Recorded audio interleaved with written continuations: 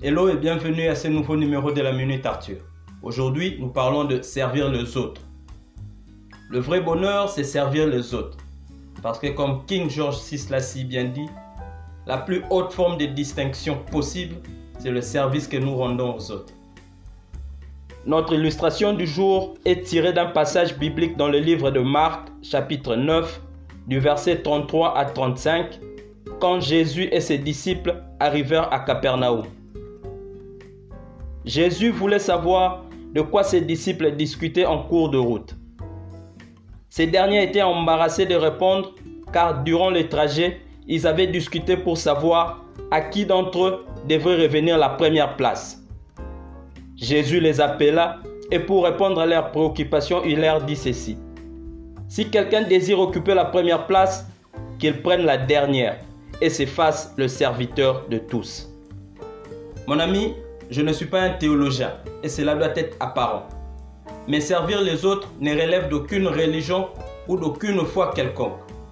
C'est au contraire une loi naturelle, aussi vieille que le monde, qui a toujours rendu prospères ceux qui l'ont appliquée. Faisons de la nature notre meilleur enseignant, car elle nous enseigne qu'un homme moissonnera ce qu'il aura sémé. Quand tu rends un très bon service à un grand nombre de gens, assure-toi que ton gain sera proportionnel à la hauteur de ton service.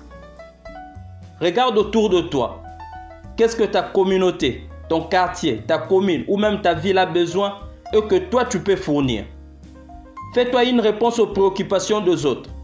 Et quand ils voudront te dire merci, je t'assure que tu ne manqueras de rien. Le service dont Jésus parle dans notre illustration est vu par beaucoup comme une forme de subordination.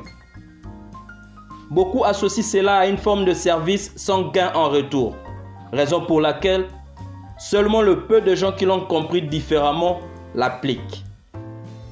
Ton manque n'est pas dû à quelqu'un d'autre ou à une quelconque circonstance. La vraie raison de résultat que tu produis est la qualité du service que tu rends à la société. Ceux qui rendent le moins service ne reçoivent pas grand-chose en retour. C'est une loi infaillible, celle du cause et de l'effet. Les hommes n'ont jamais été aussi interdépendants auparavant dans l'histoire du monde qu'ils le sont aujourd'hui. Alors peu importe ce que tu cherches en forme de compensation, commence d'abord par les donner sous forme de service aux autres. Thank you.